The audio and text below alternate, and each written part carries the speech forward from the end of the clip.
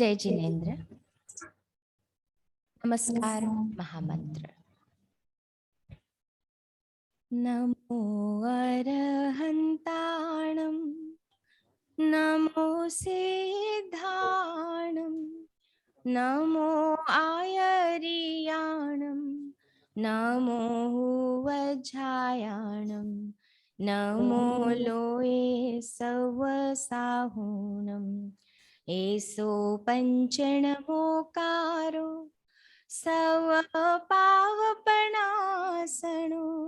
मंगलानं च सवेसिं पढमं हवै मंगलम् मंगलानं च सवेसिं पढमं हवै मंगलम् पढमं हवै मंगलम्। एक ऐसी प्रार्थना जो समग्र विश्व गाता है, जो कहती है, हे प्रभु इतनी शक्ति देना कि ये मन हमेशा अच्छा सोचे, अच्छा बोले, अच्छा करे और बस सत्कर्म में लीन रहे, खुश रहे। हम आप भी जहाँ पर भी हैं सब बहुत खुशी से इसे साथ में गा सकते हैं।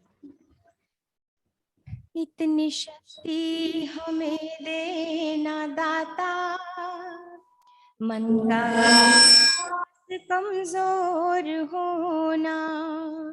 इतनी शक्ति हमें देना दाता, मन का विश्वास कमजोर होना। हम चले एक रास्ते हमसे भूल कर भी कोई भूल होना। इतनी शक्ति हमें देना दाता, मन का विश्वास कमजोर होना। दूर अज्ञान के हो अंधेरे, तू हमें ज्ञान की रोशनी दे।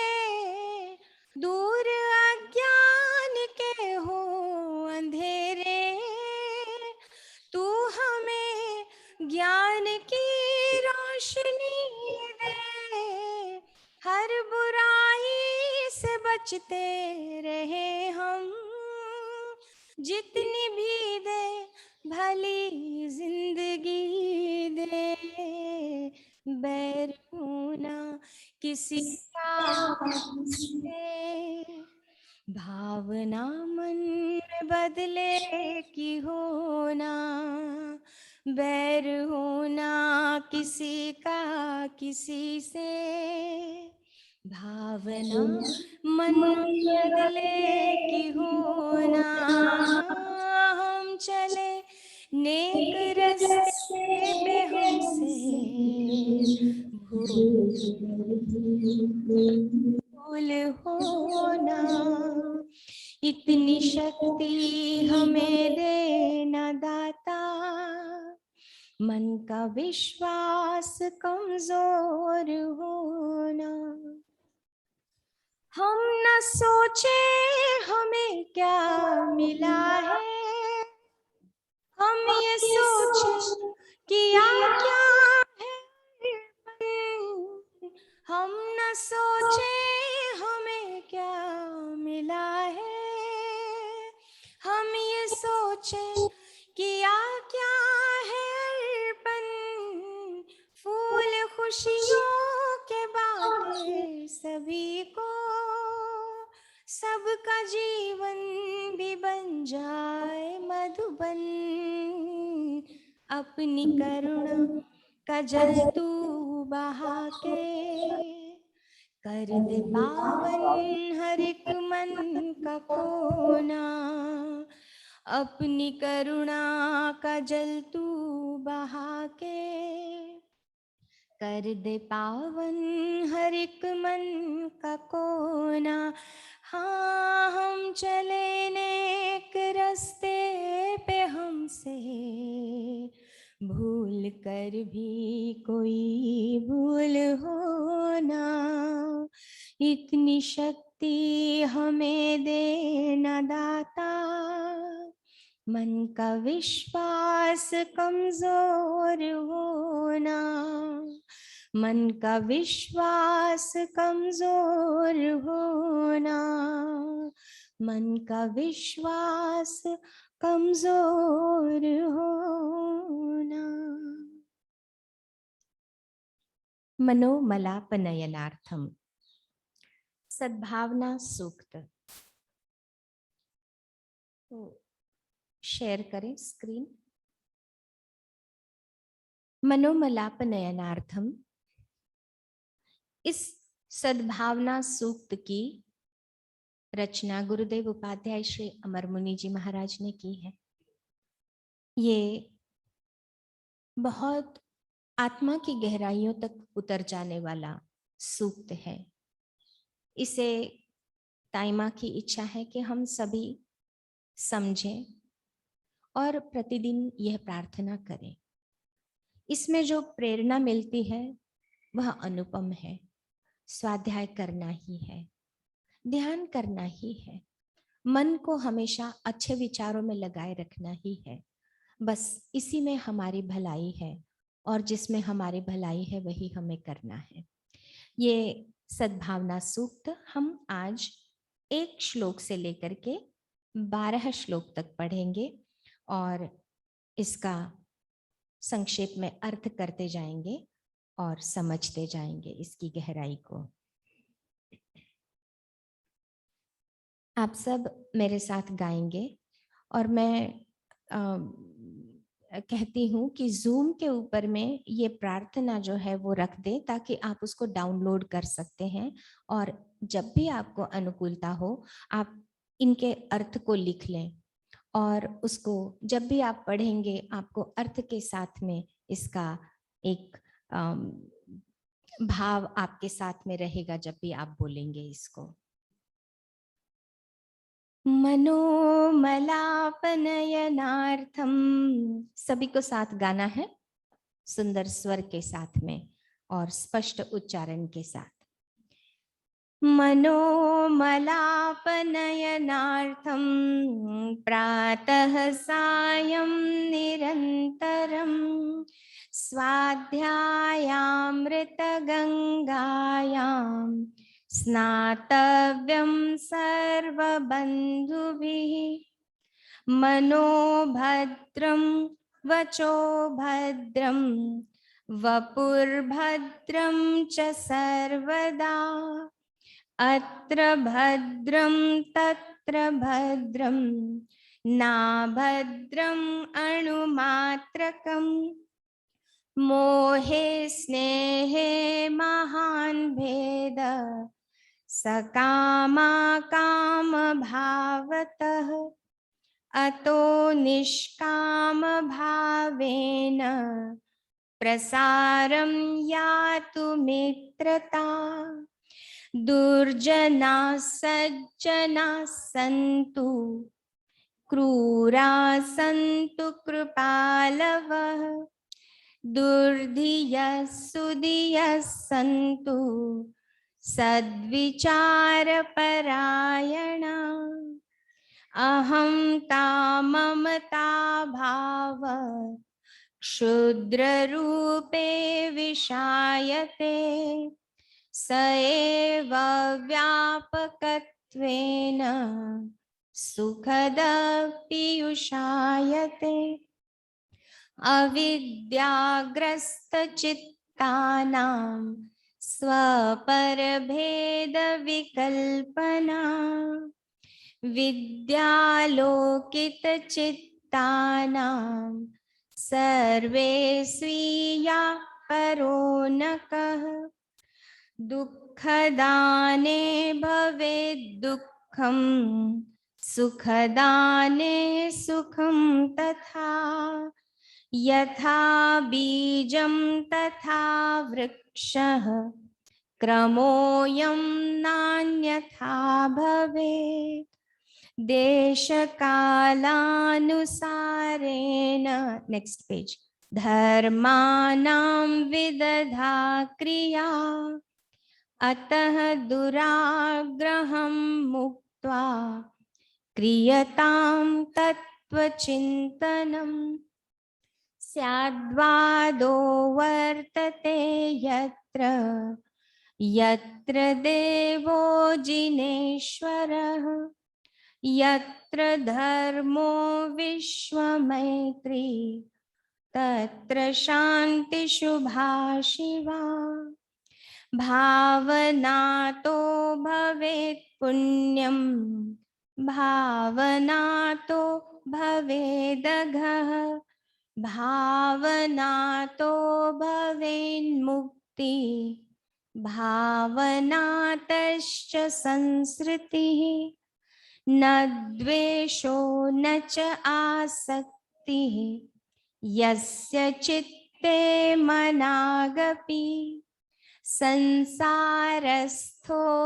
पूज्योऽसौ द्विभुज परमेश्वरः धर्मजात्याद्यहं ग्रस्ता वृथा कुर्वन्ति विग्रहं ते सन्तु बन्धुभावेन स्निग्धचित्ता परस्परं ते सन्तु बन्धुभावेन स्निग्धचित्ता परस्परम्। स्वाध्याय करना है। दूसरे श्लोक में गुरुदेव ने कहा मन को हमेशा कल्याणकारी विचारों में लगाना है, वाणी को हमेशा कल्याणकारी, शीतल करने वाली, किसी को उद्वेग कराने वाली नहीं, लेकिन किसी की मन को शीतलता पहुंचाने वाली ही वाणी बोलनी है। और ये मात्र दूसरे के लिए नहीं, दूसरे को अच्छा लगे या दूसरे का भला हो इसलिए नहीं, लेकिन इसी में मेरा हित निहित है, इसी में मेरा हित है, इसलिए हमें भद्र बोलना है, भद्र सोचना है और भद्र करना है। तीसरे श्लोक में गुरुदेव ने मित्रता के महत्व को बताते हुए कहा कि जब तुम विश्व के मित्र बन जाते हो तब तुम व्यापक बन जाते हो, और जब छोटे छोटे परिवार के, घर के, संपत्ति के बंधन में, मोह में पड़ जाते हो तो तुम अपने आप को, अपने विराट स्वरूप को बहुत छोटा बना लेते हो, अपने समुद्र को एक बाल्टी में बंद कर देते हो। तो खोलो और मित्र बनो समग्र विश्व के। चौथे श्लोक में गुरुदेव ने कहा कि दुर्जन सज्जन हो, मेरी भावना हमेशा सभी के लिए पवित्र रहे। It should not be a judgmental mind. जज नहीं करना है किसी को, कौन अच्छा है, कौन बुरा है, कौन कैसा है, जो जैसा है वैसा है। जब महावीर ने स्वयं स्वीकार किया इस समग्र विश्व को जो जैसा है, और अच्छी भावना उनके लिए हम भा सकते हैं कि दुर्जन है तो है, लेकिन मेरी भावना उसके प्रति कैसी हो, द्वेष की बुद्धि ना हो मेरे में, मैं उनके लिए सद्भावना की प्रार्थना करता हूँ। पांचवें श्लोक में गुरुदेव ने अहंकार और मैं और मेरा, ये जो दो तत्व हैं जिनके बीच में हम सारी जिंदगी हर क्षण झूलते रहते हैं, मैं अपने अस्तित्व को बचाने में और मेरा अपने आसपास के उस परिधि को बढ़ाने में और सुरक्षित रखने में निकालते हैं। तो गुरुदेव कहते हैं कि करो, अगर तुम्हें मैं और मेरापन करना ही है तो ऐसा करो कि तुम्हें हर एक व्यक्ति में मैं दिखाई दे, तुम्हारा मैं इतना व्यापक हो कि हर व्यक्ति में तुम्हें मैं दिखाई दे, और मेरा इतना व्यापक करो कि हर व्यक्ति मेरा बने, हर जीव, हर जंतु, इस विश्व की हर चीज मेरी बने, तो फिर वहां पर भेदभाव नहीं रहेगा। तो अपने मैं को विस्तार दो, छोटा सा नहीं, बहुत बड़ा विस्तार दो। अविद्याग्रस्त चित्तानाम, स्व पर, ये मेरा, ये तेरा, ये जो विद्या, ये जो भावना है वह अज्ञान में से आती है, लेकिन सब कुछ मेरा है और सभी जगह मैं हूं, ये जो भावना है वह ज्ञान में से उत्पन्न होती है।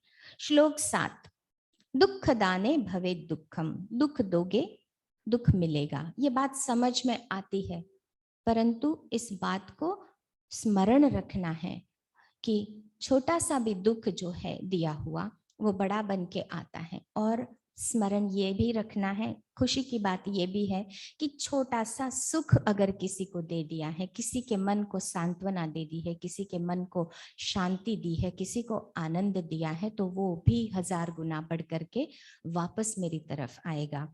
इसलिए ये जो कर्म का ये सिद्धांत है ये अटल है, ये बदलता नहीं, कभी किसी के लिए नहीं बदलता, महावीर के लिए भी नहीं बदला, तो हमारे लिए क्या बदलेगा। इसलिए अगर सुख पाना है तो सुख देना, यही एक शाश्वत सिद्धांत है। इस बात को हमेशा याद रखना है। श्लोक 8। देश, काल, परिस्थिति, व्यक्ति, इन सब को देखते हुए हमें धार्मिक क्रियाएं करनी है, जड़ता के साथ में नहीं, क्योंकि 2500 साल पहले ऐसा होता था इसलिए आज भी वही करना है, ऐसा नहीं। सिद्धांत, अहिंसा, सत्य, ये जो बड़े बड़े सिद्धांत हैं उनमें कोई अंतर नहीं होगा नहीं, अनंत काल तक वो सिद्धांत वैसे ही शाश्वत रहेंगे। लेकिन उन सिद्धांतों के साथ में जो क्रियाएं जुड़ती है वो क्रियाएं देश, काल, परिस्थिति को ध्यान में रख करके हमें करनी है। उनमें जड़ता नहीं लानी, उनमें दुराग्रह नहीं लाना है। समझदारी के साथ में, तत्व चिंतन के साथ में हर धार्मिक क्रिया को हमें करना है। स्याद्वादो वर्तते यत्र, श्लोक 9। जहां पर स्याद्वाद है, स्याद्वाद का अर्थ ताइमा ने कल कहा, समझदारी की बात जहां पर है वह स्याद्वाद है।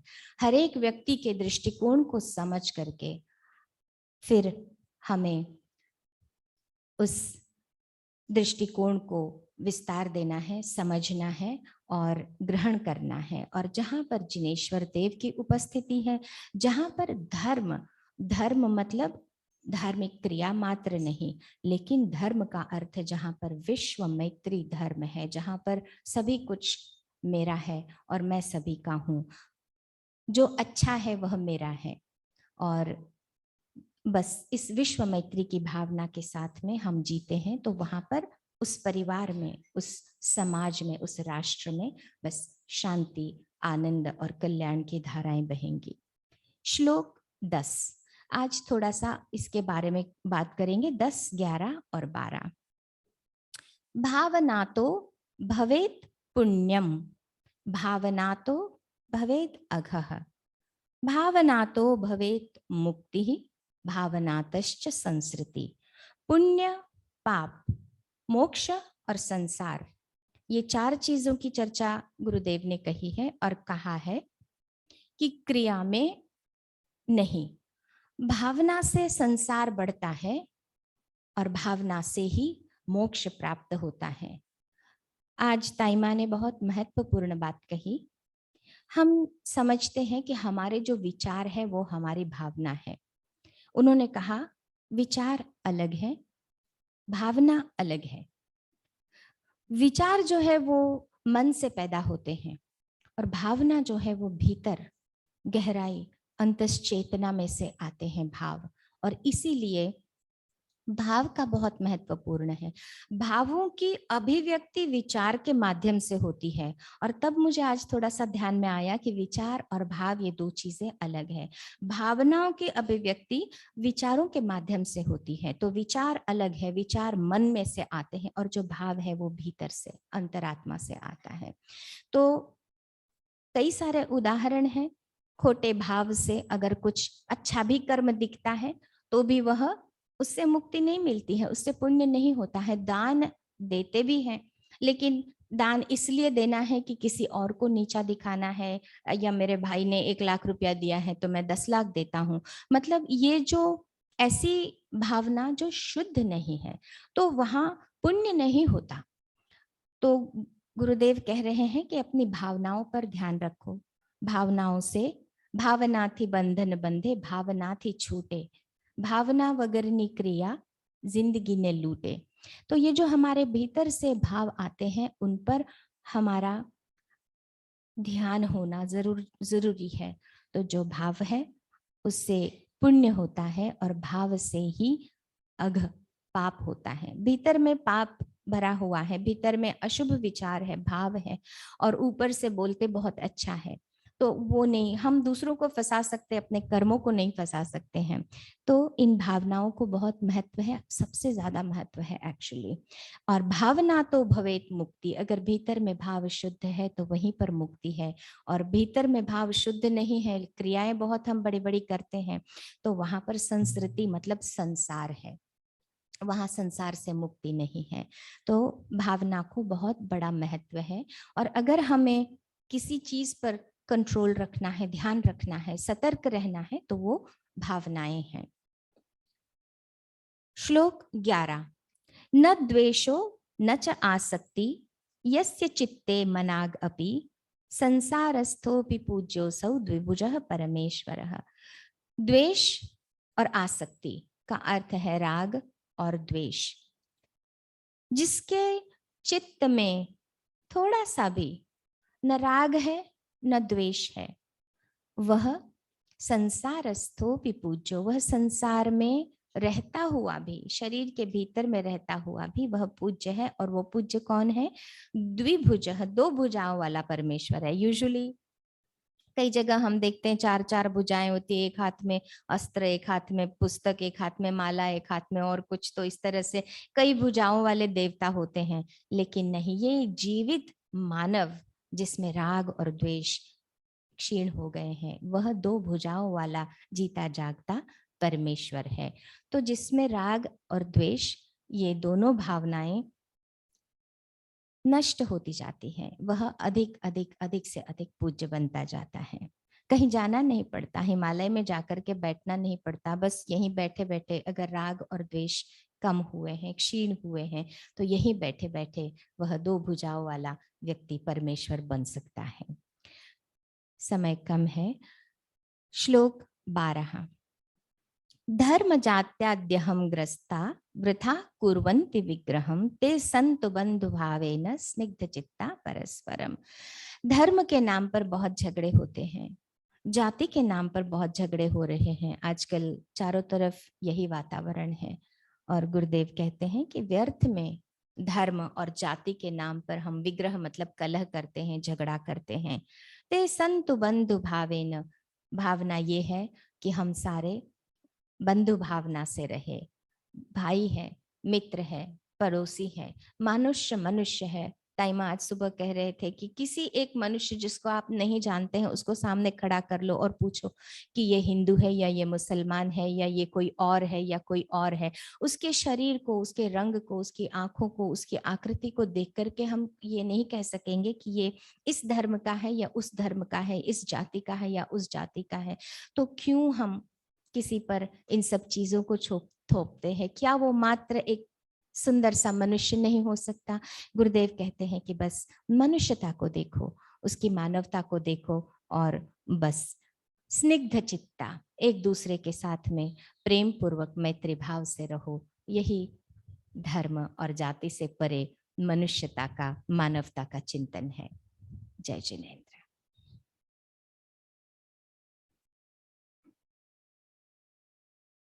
अभी शिलापी जी महाराज, इज राजन भाई गोइंग टू स्पीक, और यशा जी महाराज से हम सुने? इशिदय शिलापी जी महाराज अनम्यूट। आई थिंक पहले राजन भाई बोल ले, संगमित्रा जी 10 मिनट। हाँ। Hello, can you hear me Sanghamitra ji? Rajan भाई can you hear me? Rajan भाई,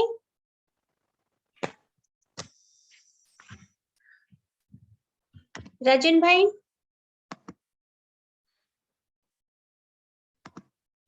राजन भाई can you hear me? Rajan देखो तो संगमित्रा जी, शिलापी जी महाराज, we're trying to see if we can get him online.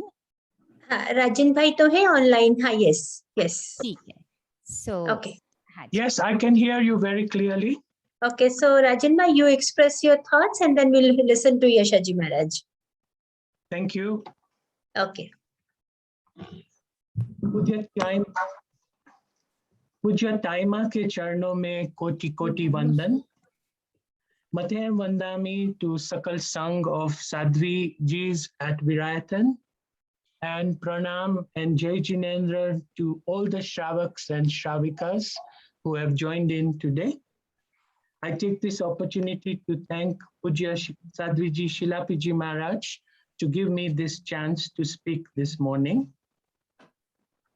In life, we get inspiration from many sources. But Pujya Taima is a rare source of inspiration, not only to the Sadhvijis at Virayatan and those who are working at Virayatan, but to all of us who are connected to the cause of Virayatan. वो एक प्रेरणा स्तोत्र है, लेकिन असाधारण प्रेरणा स्तोत्र है. Why am I saying this?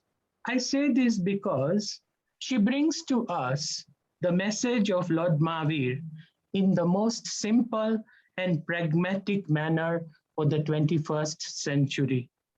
उसका जो संदेश है, महावीर भगवान का जो संदेश है, वो हमारे लिए ताइमा एकदम सिंपल और प्रैक्टिकल, जो हमारी जिंदगी में उपयोगी बन सके, वो इसी प्रकार में वो हमको सब संदेश देती है. और फिर वो सिर्फ संदेश नहीं देती है, उसका जो उसके सब कार्य में, in all her works at Virayatan, she exemplifies the teachings and the values that she stands for. This morning, I would like to make a humble attempt to share with you some of those values which can help us progress in our personal life, our family life, social life, or professional development. ये जो मूल्य रत्न है, जीवन के हर क्षेत्र में हमको सहायक बन सकते हैं, क्योंकि वो व्यक्तिगत जीवन हो सके, पारिवारिक जीवन हो सके, सामाजिक जीवन हो सके, या हमारी व्यवसाय में भी ये टीचिंग्स हम उसका उपयोग कर सकते हैं. So सबसे पहला है, human beings have infinite capacity. मानव जाति की अनंत क्षमता है, but we will only be able to use this capacity if we are bold, we are fearless, brave, intelligent, and use our power of discrimination. And this is what we see in Taima as well. Pragyavan, Viveki, Nirbhay, and Sahasi. So if we want to make use of our opportunities, we need to be brave, bold, fearless, intelligent, and use our power of discrimination. In her works, she spreads the message of love, friendship, compassion, and faith as the common threads to humanity. वो जो प्रेम, मैत्री, करुणा, श्रद्धा और आस्था है, वही हम सबको एक साथ जोड़ सकती है. She says, घृणा, द्वेष, नफरत, वो सब है. Those are the things that separate us from each other. So let us come together in the words of love, friendship, compassion, and faith. Our life needs to be full of gentleness and sweetness when we deal with everybody and everything around us. जीवन में कोमलता और मृदुता बहुत जरूरी है. And in every example of her work, we see this gentleness and sweetness in the way she conducts herself. She says, learn to count your blessings in life and not your misfortunes. जो हमको आशीर्वाद रूप में मिला है, उसको गिनो. जो हमारे दुर्भाग्य है, उसको छोड़ देना है. Then only we can succeed in life. In every country, in any region, the youth have a great potential, and it is in our hands to channel this energy for a creative purpose. ताइमा कहती है कि जो वो युवा पीढ़ी है उसकी क्षमता बहुत अधिक है और इस ऊर्जा को रचनात्मक बनाने का हमारा कार्य है. So we need to use and challenge the potential of the youth. जीवन में जो अंधेरा है वो ज्ञान से ही जाएगा. In life, if we need to go and move away from darkness, we need to light the lamp of knowledge in everyone, be it children, be it youth, the mothers, and the Dikshit Varg. If we don't educate them, we are never going to get out of darkness. And hence her every effort to make sure that everybody gets an equal opportunity for education. She also says, do not ignore the next generation. Do not ignore the questions of the next generation. Let us look for an amicable manner to solve the questions and the conflict we have with the youth. In this way, we can progress. जे हमारी युवा पीढ़ी है उनके प्रश्नों का समाधान करने का जो हमको एक बहुत बड़ा काम है हमारे हाथ में और we have to address those. In life, if we want to change anything, it will determine on our determination and our ethics. ताइमा कहती है कि जीवन में जो कुछ भी हमको बदलना है वो हमारे संकल्प, हमारे आचार और विचार से बदल लेंगे.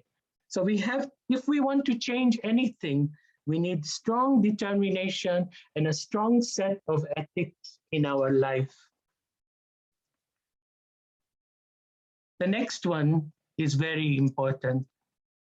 We occupy our mind in worry and not contemplation. If we look at Taima's life, her life is full of contemplation and no worry. Chintan hai, chinta nahi hai.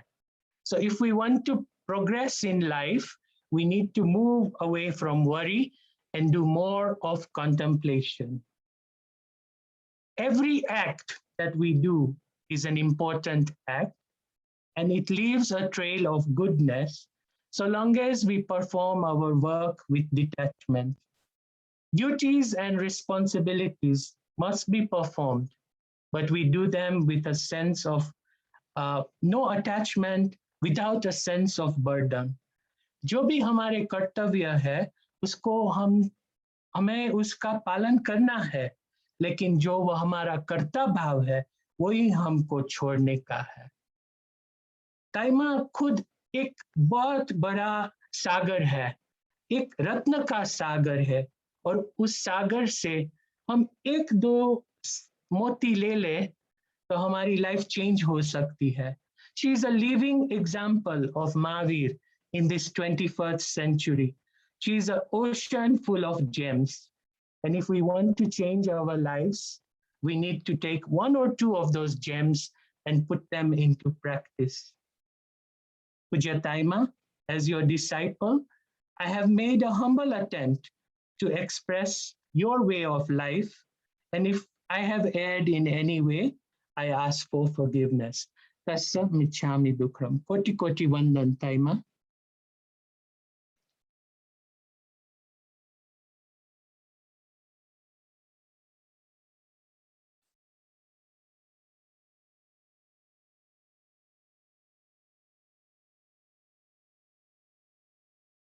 Thank you so much. It was beautiful. सब लोग यहाँ पर बहुत खुश हैं आपकी बात, आपकी आवाज सुन के. नैरोबी से जब लोग इंग्लिश में बोलते हैं तो बहुत अच्छे लगते हैं और हिंदी में बोलते हैं तो और ज्यादा अच्छे लगते हैं, और जब ताइमा के बारे में बोलते हैं तो और भी ज्यादा अच्छे लगते हैं. So thank you so much. It was beautiful. Thank you. आज ताइमा 11 बजे जब तपस्वी जितने भी तपस्वी हैं उनके लिए ताइमा ने कहा था कि हम तपस्या के गीत गाएंगे, उनका अभिनंदन करेंगे और किन्हीं को पचखान भी लेना होगा तो उसी समय पचखान लेंगे। सो 11 से 11:30 के बीच में 11 बजे हम तपस्या के उनके अभिनंदन में गीत गाएंगे और उसके बाद में या तो पचखान कराने के बाद में ताइमा के। सो आप 11 बजे उपस्थित हो जाएं जूम पे और थोड़ा तपस्वी और मैसेज करें कि पचखान लेना है, जूम पे ही बता देंगे तो उनकी लाइन खोल दी जाएगी और ताइमा उन्हें पचखान देंगे। अब परमादरणीय उपाध्याय श्री यशाजी महाराज अपनी बात कहेंगे।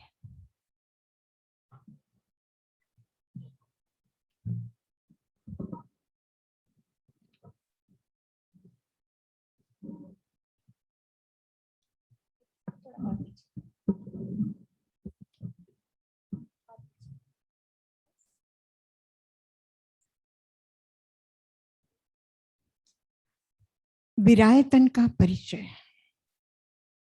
विरायतन के नाम में समाहित है। परमात्मा के प्रति भक्ति, गुरु के प्रति समर्पण, ये विरायतन है। विरायतन के व्यासपीठ से जो भी बोलेगा वो अपने श्रद्धा, भक्ति और समर्पण के भाव के साथ बोलेगा। चाहे राजन भाई हो, चाहे बीना बहन हो, चाहे संघमित्रा जी हो, चाहे कोई भी साध्वी जी हो, कोई भी श्रावक हो, श्राविकाएं हो, कोई भी हो। मुझे अधिकार नहीं है कि इस व्यासपीठ से मैं भक्ति और श्रद्धा और समर्पण के अलावा कुछ कहूं। ये बात अलग है कि जो सुना, जो पाया, वो सब भक्ति, वो ज्ञान, वो प्रवचन सारा रसमय होकर के, भक्ति के रस में से रसमय होकर के ही इस व्यासपीठ से आएगा। आदेश देना, आज्ञा देना, मार्गदर्शन देना, कुछ ज्ञान देना, उद्बोधन देना, ये सब आचार्य श्री ताइमा का अधिकार है। बस मैं वही कहती हूँ, इसीलिए मैं अपनी भाषा में बोलूंगी, प्रवचन की भाषा में नहीं बोलूंगी। मैंने जन्म लिया, एक दुनिया में आते ही रोना शुरू कर दिया। फिर संबंध बना माँ के साथ में, पता चला ये माँ है, पता चला ये पिता है। कुछ थोड़े बड़े हो गए, पता चला ये भाई बहन है। स्कूल में जाने लगे, टीचर मेरे हो गए। टीचर, स्कूल में पढ़ने वाले सभी मेरे साथी हो गए। मेरा का जो दायरा है वो और बड़ा होता गया। मुझ जैसे और भी लोग हैं, कॉलेज में गए, डिग्रियां हासिल की, अपना कैरियर बनाया, अपना व्यवसाय बनाया, शादियां की, घर बसाया, परिवार बनाया और भी विराट होता गया मेरा। सबके साथ संबंध जुड़ता गया। व्यक्ति तो व्यक्ति, पर वस्तु के साथ भी संबंध जोड़ दिए। मेरा घर, मेरी तिजोरी, मेरा बैंक बैलेंस, मेरी साइन, सब जगह मेरे के लेबल लगाते गए, लगाते गए, लगाते गए। और इतना बड़ा वो दुनिया देख करके बड़े खुश हुए, बड़े खुश हुए। लेकिन जरा सी थोड़ी सी समझ आई तो पता चला कि ये थोड़े से समय के लिए जो मेरापन, जो मेरा बहुत अच्छा लगता है, क्या हमेशा के लिए ये मेरापन अच्छा है? कभी मुझे तकलीफ दी है कि नहीं दी? मैं दुखी हुई कि नहीं हुई? होता है कि नहीं होता? अगर मुझे अपनी वो पर्दे खोल करके रखने में, देखने में संकोच होता है तो थोड़ा और हम आगे जा करके देखते हैं, भगवान के पास ही पहुंच करके देखते हैं, भगवान के शिष्यों में सबको टटोल करके कि क्या उनके भी अनुभव मेरे जैसे है। शालिभद्र इसी राजगृह का वैभव के सुख के शिखर पर है। जिस रत्न कंबल को राजा खरीद नहीं सकता है, उस रत्न कंबल को उसकी दासियां पहनती है, और उस ऐश्वर्य के शिखर के पास में पहुंचा है सम्राट श्रेनिक। मां ने आवाज दी,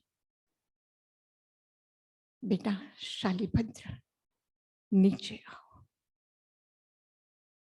हमारे राजा आए हैं, नाथ आए हैं, प्रणाम करो।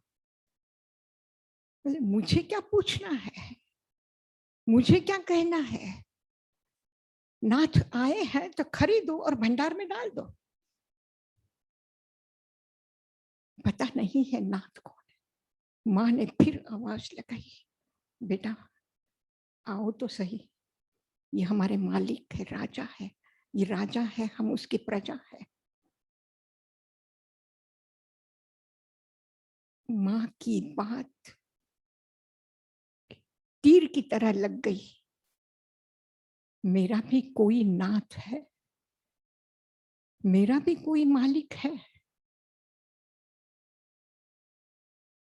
वह सुमेरु पर्वत ऐश्वर्य का, सुख का, समृद्धि का, जिसकी पत्नियां असुरियम पश्चा, जिसने कभी सूरज का ताप देखा नहीं, ऐसी पत्नियां, और वो सब। और शालिभद्र क्या सोचता है, मैं नाथ नहीं। कहाँ दुख की दिन आ गए। उस शिखर पर रहे हुए व्यक्ति भी दुखी हो सकते हैं। वहां भी अनाथता है। एक और महानिर्ग्रंथ है, इसी मंडिकुक्ष उद्यान में ध्यान में बैठे हैं। राजा श्रेनिक उनके पास में गया है और देखा एक तेजस्वी, शक्तिशाली, प्रबल व्यक्ति, समर्थ व्यक्ति, युवा व्यक्ति, और यहाँ मुनि बनकर के बैठा है। राजा श्रेनिक की ये विशेषता है कि जो भी अच्छा लगा उसे अपने पास में लेके आए हैं, बुलाया, जोड़ा, संबंध जोड़े सबके साथ में। जीवक बहुत अच्छा आयुर्वेदाचार्य है तो उसे भी लेकर के आए। अभय कुमार बुद्धिमान है, उसे मंत्री बना करके लेके आए। जेलना बहुत योग्य है, सुदक्ष, तो उसको उड़ा करके लेके आए।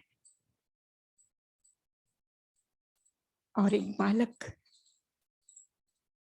कूड़े के कचरे पर पड़ा, ढेर पर पड़ा हुआ, तो उसको भी उठा करके लेकर के आया, उसको भी संभाला।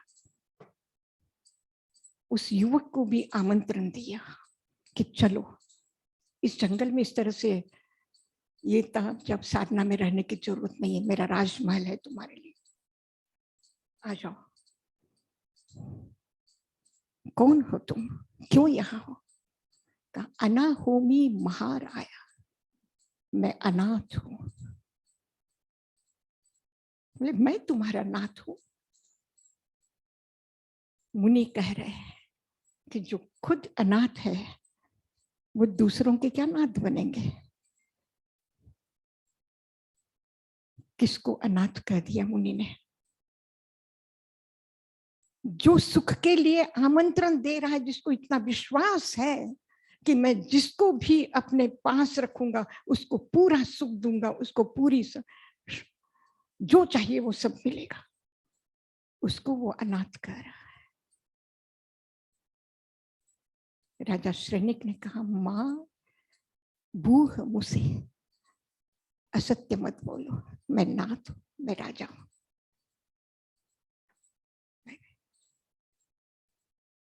ऐसा मज्ज अनाहिया, 6 बार बताया उसने कि मैं जिस महलों की तुम बात कर रहे हो उसी महल में मैं था।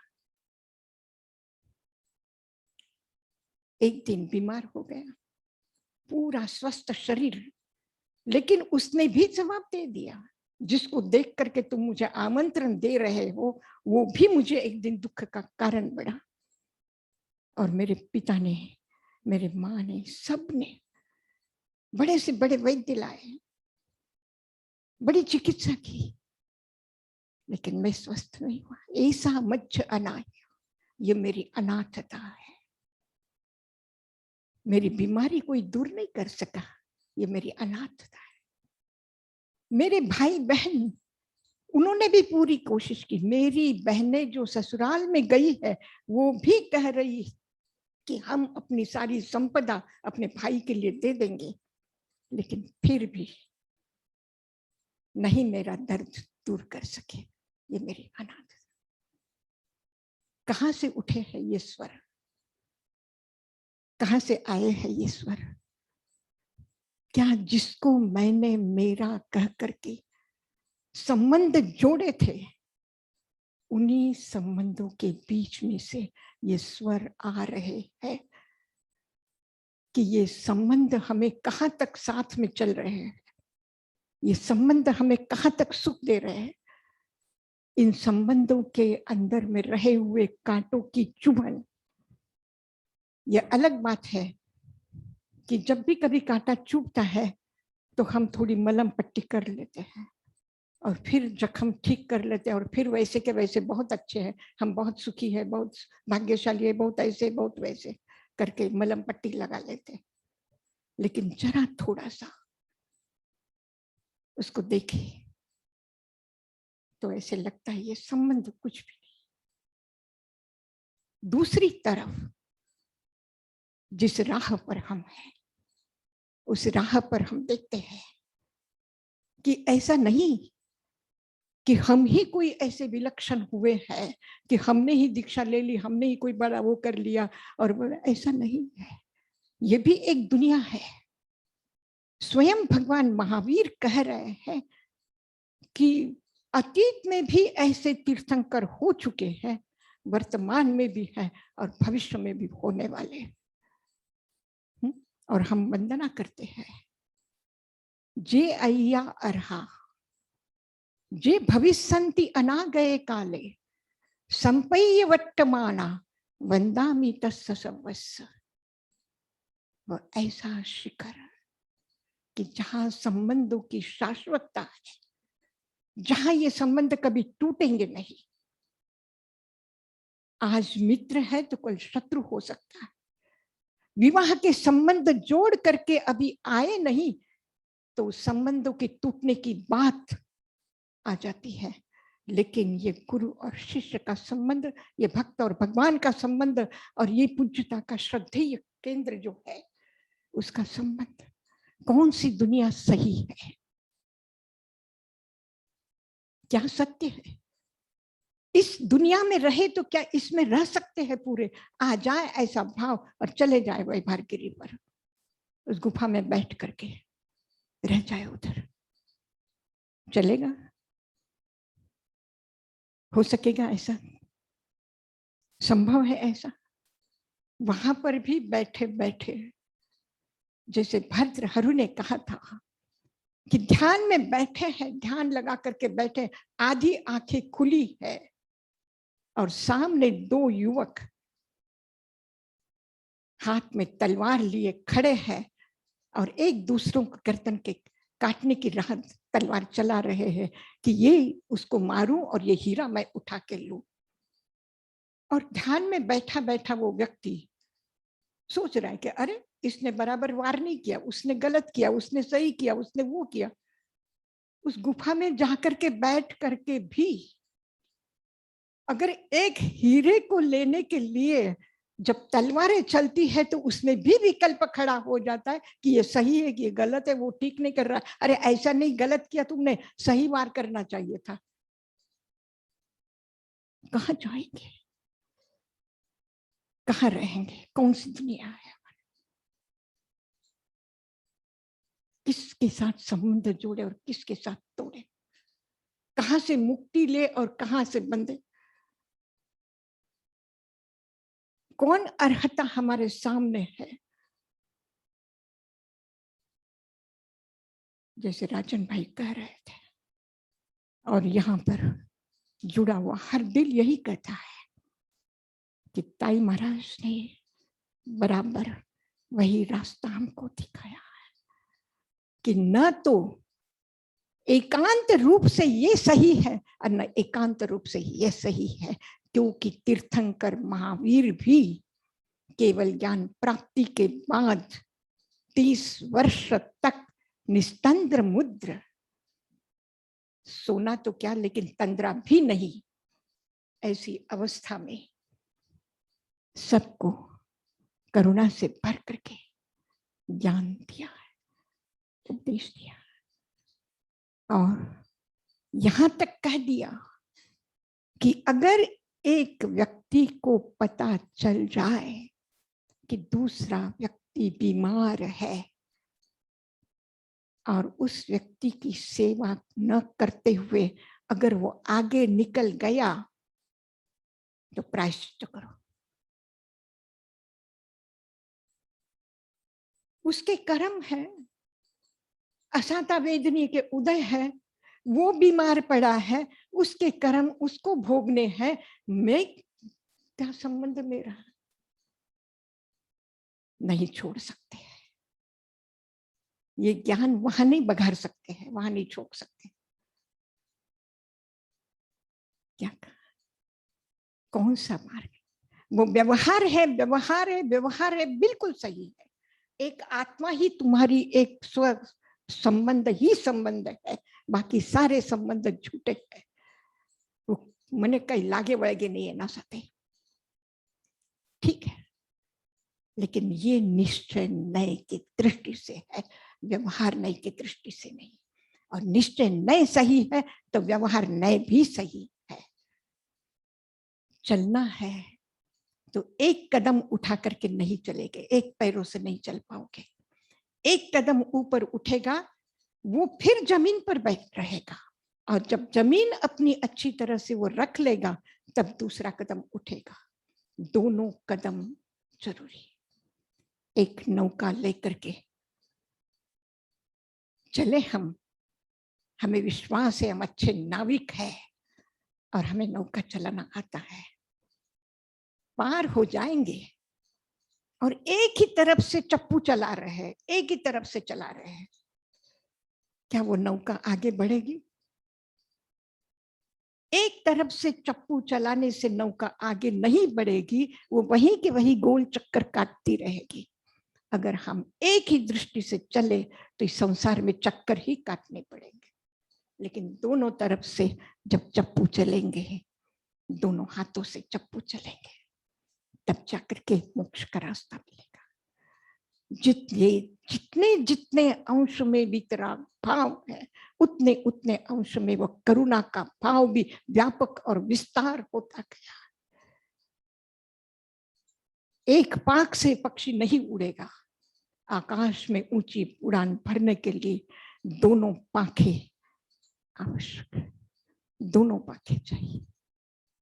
दोनों पाखों से उड़ा जा सकता है, दोनों कदमों से चला जा सकता है। और इसी तरह से हमारा जो ये मार्ग है, कोई भी बीज ऐसा नहीं है कि जो जमीन में खुद को गाड़ करके लेता है, अंकुरित होता है, हवा से जूझता है, पानी से जूझता है, उसके लिए तरसता है, पानी लेता है, सूरज से ताप लेता है, पशु पक्षियों से बचाता है, अपने आप को कीड़े मकोड़ों से बचाता है, थपेड़े खाता है, सब कुछ करता है, बड़ा होता है। अपने पुरुषार्थ से बड़ा होने के बावजूद भी फल क्या करेगा? छाया को क्या करेगा? मैं इसको छाया दूं, इसको ना दूं, मैं इसको फल दूं, इसको ना दूं, और फल देने क्यों जाऊं, मुझे क्या उससे लेना देना, मैं अपने ही पास में अपना रख। कोई वृक्ष बिना छाया दिए रह नहीं सकता, कोई वृक्ष अपने फल दिए बिना रह नहीं सकता, कोई नदी बहते हुए शीतलता दिए बिना रह नहीं सकती। ये स्वभाव है। हम अपने स्वभाव में अगर रहे तो हम संसार में रहे, चाहे कहीं परिवार में रहे, चाहे कहीं भी रहे, वो दोनों हाथ का, जैसे गुरुदेव जी ने कहा, संसारस्थोपि पूज्यो सो द्विभुजा परमेश्वर। संसारस्थ कहा है, संसार से मुक्त हुआ नहीं कहा, संसार से कहीं बाहर निकल करके गया ऐसा नहीं कहा कि रुजुवाला नदी के तट पर केवल ज्ञान हो गया है, अब छोड़ो इस संसार को, नहीं कहे।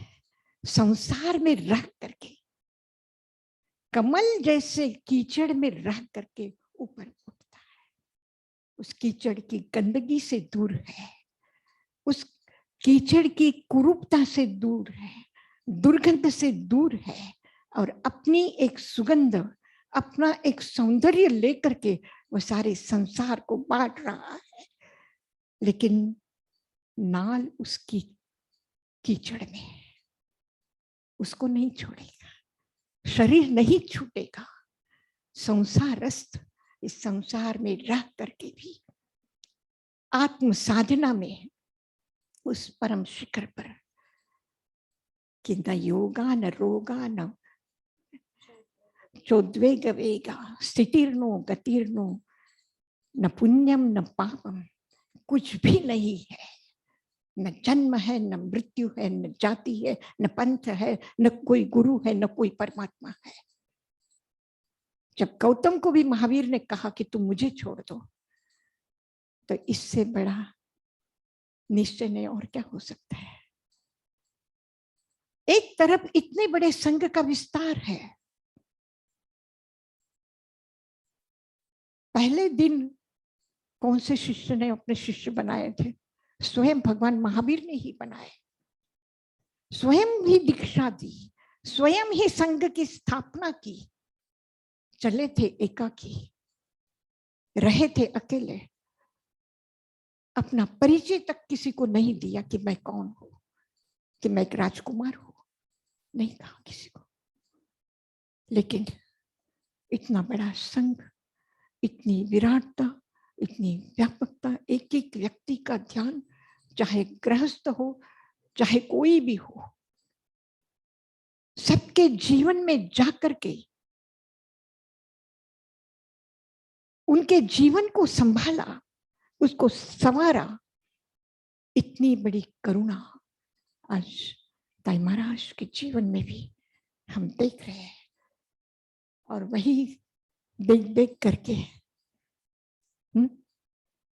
जीना है, देख देख करके ही जीना है, देख देख करके ही चलना है, देख देख करके ही पाना है।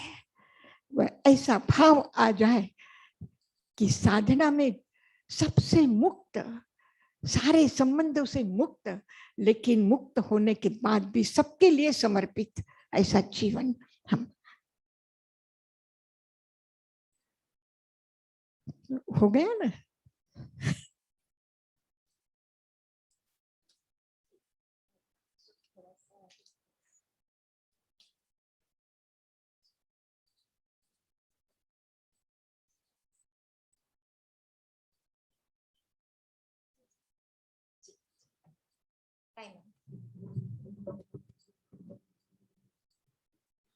अब ताइमा अपने आशीर्वचन देंगे और उसके बाद में तपस्वियों को पचखान दिया जाएगा और उनकी अनुमोदना तपस्या के गीत से की जाएगी। यहाँ से तो जितने भी तपस्वी है वहाँ सभी लाइन पे आ जाएं और ताइमा के द्वारा पचखान दिया जाएगा। और जरूर मैसेज करें आपके नाम से ताकि हम लाइन खोल सके आपके लिए।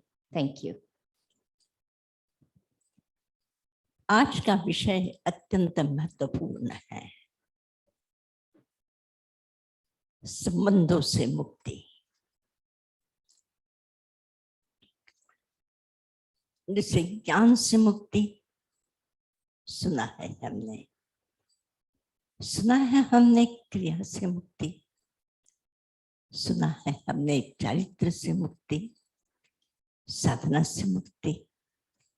लेकिन आज आपका जो विषय है वो किस प्रकार का विषय है? मोक्ष किससे, किससे मोक्ष? संबंधों से मोक्ष, संबंधों से मुक्ति नहीं, संबंधों से मोक्ष।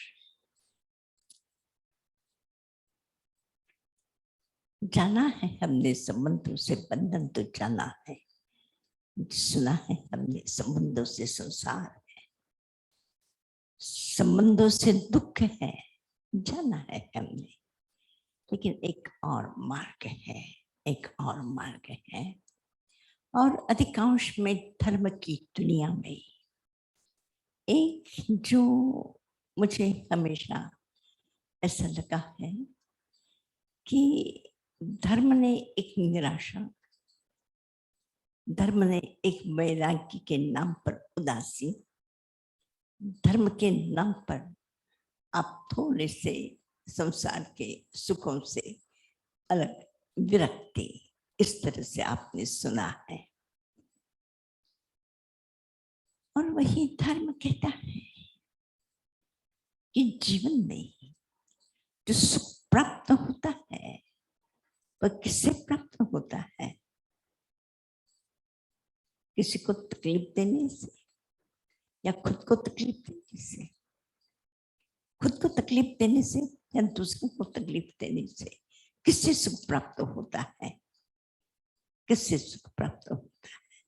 न दूसरों को दुख दे करके, न स्वयं को दुखी बना करके, बल्कि सुख किससे प्राप्त होता है?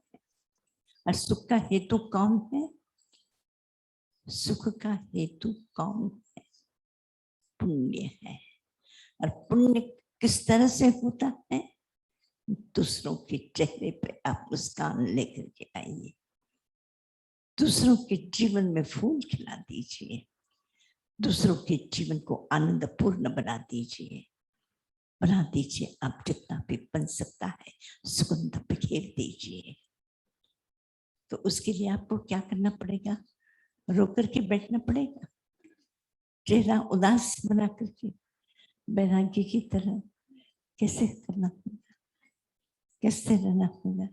वैष्णवी आज समय 4 उपवास है, छोटी सी लड़की है, 4 चौथा उपवास है और कहती है कि कैसे किसी को प्रसन्नता कैसे दे सकते हैं?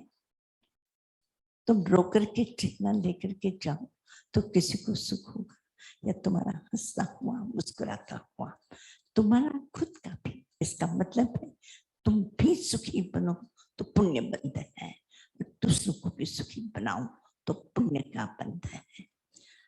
तो बंध क्या है? बंध क्या है? संबंध है। बंध संबंध है, बंध संबंध है। और इस संबंध के बिना मोक्ष नहीं है। संबंधों से मुक्ति, संबंधों से मुक्ति। हमने सोचा कि संसार बंधन है, संसार को छोड़ो। कपड़ा बंधन है, कपड़ा छोड़ो। गहना बंधन है, गहना छोड़ो। घर बंधन है, घर को छोड़ो, छोड़ो छोड़ो। और फिर उदास होकर के कहीं बैठ जाओ, रोते बिलखते बैठ जाओ एकांत में, चेहरे उदास होकर के, कपड़े गंदे हैं, शरीर मैला है, भूख लगे तो लगे, शरीर सूख जाए, पर मोक्ष इसी से होगा। ये आर्त ध्यान है, आर्त ध्यान। मैं आपसे स्पष्ट कहना चाहती हूँ कि दुनिया में सुख की खेती अगर बोनी है, सुख का लहलहाता संसार अगर आपको चाहिए, तो आपकी जिंदगी की खुशियां ही सुख के संसार को लहला सकते, और उसी से ही कर्म की बंधन से मुक्ति हो सकती है। क्यों है ऐसा? एक आप खाना छोड़ देते हैं, खाना छोड़ करके क्या कर लेते हो? क्या कर लेते हो? उपवास कर लेते हो। भोजन छोड़ दिया, उपवास कर लिया, आपने भी भोजन छोड़ा, उपवास कर लिया। एक व्यक्ति भोजन करने बैठा है, कोई भूखा व्यक्ति आता है और उसको वो अपना भोजन स्वयं न खा करके दूसरों को खिला देता है। वो क्या हुआ है? स्वयं न खाना या किसी को खिला देना। अपना समय अपने सुख के लिए है, पर अपने समय का उपयोग किसी और व्यक्ति के लिए कर दिया, और लोगों के लिए कर दिया। अपने ही साधनों का सदुपयोग किसी अन्य व्यक्ति के कल्याण के लिए, सुख के लिए, शांति के लिए अगर दे दिया तो वो क्या होगा? उससे संबंध बनेगा कि संबंध टूटेगा? इसका मतलब है किससे संबंध जोड़ देना? सारी दुनिया के साथ में। महावीर कहते हैं मैत्री क्या है? संबंध है कि संबंध से मुक्ति है? क्या है मैत्री का? संबंध है। मैत्री ऐसे नहीं होगी बैठे बैठे बैठे में मैत्री। मैत्री क्या है? और महावीर ने जीवन के अंतिम समय में, मुझे तो महावीर के अनगिनत शास्त्र हैं और आचार्यों ने, पूर्वाचार्यों ने अपनी जिंदगी को दांव पे लगा करके उन शब्दों को सुरक्षित रखने की कोशिश की है। उन शब्दों के यानी आदेश है कि ना लिखो, ना लिखो, क्योंकि लिखना आसान नहीं था उन दिनों। पेड़ों को काट करके ही लिखा जा रहा था। तो कहते हैं पेड़ों को काट करने तुम याद रखो और दूसरे को सुनाओ, उसे भी याद करो। लेकिन उन्होंने देखा कि हो सकता है कि सब याद ना रख सके, तो उन्होंने पेड़ों को कटवा करके उनके पत्तों पर लिख लिख करके उन शब्दों को सुरक्षित रखा है। उसमें से ये एक वाक्य है। मैं उस शब्द पर मैं कहती हूँ कि एक तरफ संपूर्ण विद्रावाणी, संपूर्ण दुनिया के शास्त्र है एक तरफ, और एक ही वह शब्द है जिससे कहा कि मित्रता से सारी दुनिया को क्या कर दो? दुनिया को क्या कर दो? जोड़ो कि तोड़ो? मित्रता जोड़ती है कि तोड़ती है? पक्का? पर अभी क्या विचार है? मोक्ष चाहिए आपको? संबंध तोड़ना मुश्किल है। आपसे कहो कि आप अपने बेटे को छोड़ दो, अपने माँ बाप को छोड़ दो, अपने भाई बहन को छोड़ दो, आसान है? या मैत्री का रास्ता आसान है?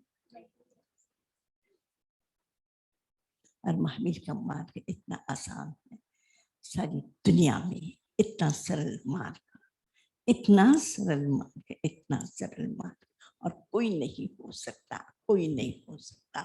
लोगों ने यही कहा कि संसार क्या है? दुख का सागर है। संसार दुख का सागर है। संसार असार है। संसार कर्म बंध का। जब दीक्षा देते हैं तो सब पहले यही कहते हैं, यही समझाते हैं। हमको भी यही समझा कि हम यहाँ तक पहुंचे हैं। पर यहाँ आने के बाद में, महावीर की वाणी को देखने के बाद में मुझे लगा कि नहीं, महावीर ने और कुछ कहा है कि संबंध जो तुमने अपने आप को बंद कर दिया है, दीवालों के बंधन में तुमने अपने आप को जो बंद कर दिया, उसको छोड़कर के मुक्त होकर के सारी दुनिया से मुक्ति के द्वारा स्वतंत्र होकर के सारी दुनिया के साथ प्रेम का संबंध जोड़ दो। बस क्योंकि मेरा दीवारें बन जाती है, मेरा घर, मेरा परिवार, मेरे माता पिता दीवारें बन जाती है, खुल करके तुम दुनिया के लिए कर नहीं सकोगे।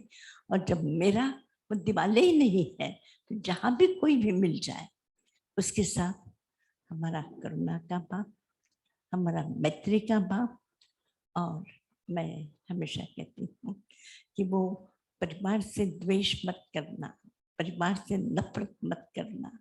परिवार के साथ में जो भी बन सकता है, सबके साथ में सद्व्यवहार के साथ में प्रेम पूर्ण संबंध बना करके रखना। जो अपने परिवार के 10-20 लोगों से प्रेम नहीं कर सकता, तो दुनिया से प्रेम करने का नाटक करेगा। जो व्यक्ति परिवार के अपने लोगों के सुख दुख को समझ नहीं पाएगा, पर दुनिया के दुखों को समझ सकता है। मैं कहती हूँ मुझे तो कभी ये समझ में नहीं आया, कभी समझ में नहीं आया जो हमारी आसपास की दुनिया है और जहाँ पर भी किसी भी प्रकार की पीड़ा है, वो पीड़ा, उस पीड़ा को देख करके उस पीड़ा को दूर करने का अगर विचार हमारे भीतर में न जगे तो फिर हमारी ये जो, इसलिए संबंधों से अगर मोक्ष चाहिए तो सारी दुनिया से अपने संबंध कायम करो और उसी संबंधों से तो व्यक्ति को प्राप्त कर सकोगे। आज संघमित्रा जी ने एक और बात कही है कि विराटन में भी ये वैष्णवी छोटी सी लड़की, इसकी माँ विराटन में है, इसका भाई भी विराटन में है, दोनों ही बच्चे ही पढ़ते हैं और इतने अच्छे, इतने सुशील, भक्ति भाव से भरे हुए, इतने सद्विचारों के साथ में, और जब जैसा वातावरण होता है उसी वातावरण के अनुसार बच्चे बड़े होते हैं। इस संस्कार के साथ पिछले पर्यूषण में भी उसने 8 व्रत किए थे, उपवास किए थे, त्रिविहार उपवास किए थे गर्म पानी पी करके, और इस बार में भी आज उसको चौथा उपवास है आज। और पटना से आशा जी आई हैं, उनको भी आज चौथा उपवास है। तो और बहुत सारी तब लोग हैं जो एकादशना कर रहे हैं, उपवास करते हैं, एकादशना करते हैं, आयनबीर करते हैं, एक बार छोड़ते हैं, निवी करते हैं, अलग अलग प्रकार की छोटी मोटी तपश्चर्या। हर व्यक्ति अपने आप को कि जीवन में कभी भी प्रतिकूलता आ जाए तो प्रतिकूलता आने पर भी इच्छा के विपरीत जीना हो, तब भी हमारे जीवन का एक दूसरा अस्तित्व है कि जो निर्णय करके इच्छाओं पर नियंत्रण करता है। अपनी स्वतंत्रता से उस इच्छा पर नियंत्रण करके भी स्वतंत्रता से जीने का अभ्यास का मतलब तब है, साधना है, सेवा है कि हमारी इच्छाएं तो वो इतनी अभ्यस्त है, शरीर के सुख के पीछे वो विक्षिप्त है, शरीर के सुख के लिए वो लगातार निरंतर उसी के पीछे वो सोचता रहता है।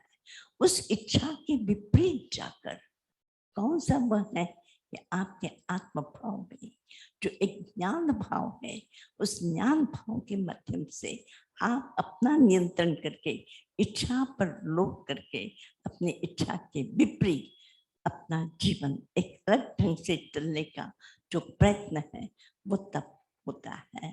साक्षी छोटी सी लड़की है, आज उसको 12 उपवास, साक्षी को आज 12वां उपवास है। तो मैं पहले साक्षी को पहचान दी, तो साक्षी स्क्रीन पर है।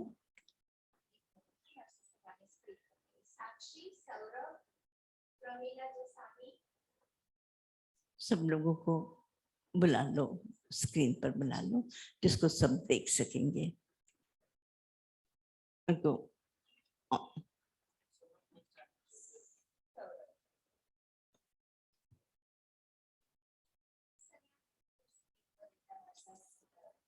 पहले मैं 4 को बुला दूं। अच्छा, आज चौथा उपवास। हाँ, रेखा बंसाली का बेटा। हाँ, आज चौथा उपवास। हाथ खड़े हो जाओ। दशम भत्तम तिव्यंपि अस्नम खाइमं साइमं अनत्ता भुवेनम ससागारेणम मात्रागारेणम सब समाहिवत्यांगारेणम अपानम बोसिरामी। तप के साथ हमें बिल्कुल क्रोध नहीं करना है, सबसे प्रेम से बात करनी है, सबको खुशी के साथ में सबको मिलना है, कहीं पर भी अपनी आवश्यकता या अपने आज्ञा किसी पर थोपना नहीं है और किसी को भी परेशान करना नहीं है। ध्यान रख लेना आज की तपस्या के निमित्त से। आज 12 उपवास। साक्षी साक्षी वीडियो चालू करो तुम्हारा। सौरभ आपको पचखान दिए हैं, महाराज सा ने आज 4 उपवास के पचखान दिए हैं और वैष्णवी को भी दिए हैं। साता है आपको जी, मैंने अनम्यूट पण करा तो सौरभ अनम्यूट करो। हाँ जी, हाँ महाराज साहब कैसे हैं आप? जी जी वंदना मथेर वंदना। मथेर वंदना। हाँ जी जी जी। हाँ जी। बाद में आ जाना, पचखान लेने के बाद में पचखान ले लो। साक्षी साक्षी नहीं है, प्रमिला जसानी हाँ है। साक्षी धारा बम्बई से है, बचपन से ही संपर्क में है। विराटन में पवई में जब भी कभी मौका मिला है आई है। संगमित्र के साथ, विभाजी के साथ उसके अच्छे संबंध रहे हैं और परिवार में अत्यंत प्रेम और आत्मीयता से रहते हुए सबकी होना वही बात इतने लंबा तप कर रही है। आज का 12वां उपवास 26 भक्तम दिव्यम्पि अस्नम साइनम साइनम अनत्ता भोगेनम मातरागारेणम सब समाहि पत्तियागारेणम अप्पाणम बोसिरामि अप्पाणम बोसिरामि। बस जितना भी बन सकता है कम से कम बात करना, थोड़ा जरूरत पड़े इतना पानी ले लेना, शांति रखना और कोई अच्छी किताबें, अच्छी बातें सुनना और तुम्हें जो अच्छी लगती है उसकी बात अपने आसपास के लोगों को पहुंचाना। बहुत बहुत सराहना।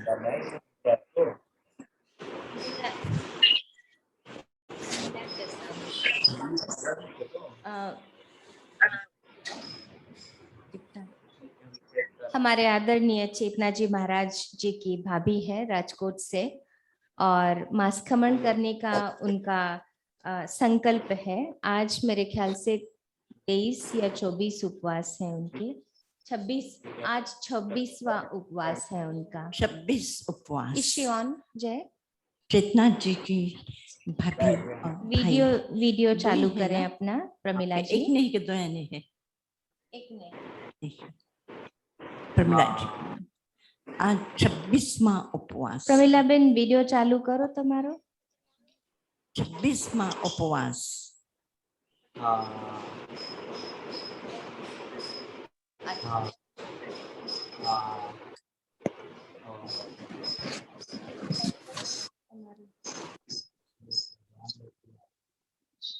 राजकोट में है वे और वहाँ जब भी, क्योंकि पलिताना और राजकोट नजदीक में है और जब भी कभी भी कोई भी काम हो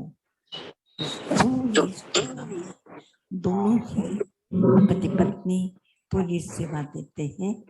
चेतना जी और चेतना जी के भाई जी पूरी सेवा देते हैं और आज उन्हें मास्कमण में तपश्चर्या बराबर करते रहते हैं।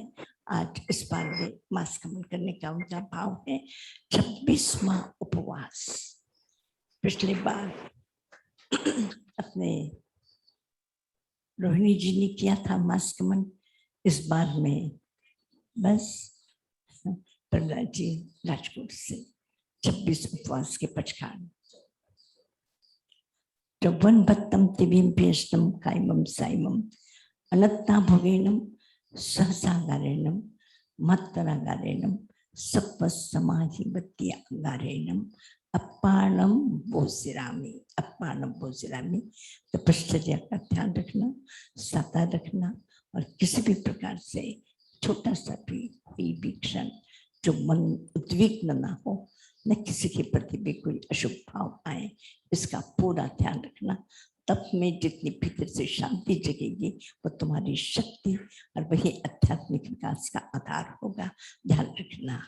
हाँ अमुक जी, लोकांनी प्रभा जी। एकाशनारा पचका अरे जिन लोगों को आज का एकाशना का पचखान है हितलने एकाशना वे एकाशना का पचखान ले लें। एकाशना का पचखान उगे सुरे एक टको प्रांत विष्णु कायमम साइमम अनत्ता भुगेनम सहसागारेणम मत्तरागारेणम सप्प समाहि वत्यागारेणम अप्पाणम बोसिरामि। अप्पाणम बोसिरामि तपस्या की है। अनबिल उगे सुरे आयम्बिलम पचखामि लेले विनम भोजटिनम एक टको प्रांतिम विष्णु कायमम साइमम अनत्ता भुगेनम सहसागारेणम मत्तरागारेणम सब्ब समाहि वत्यागारेणम अप्पाणम बोसिरामि। अप्पाणम बोसिरामि। सभी तपस्या करने वालों को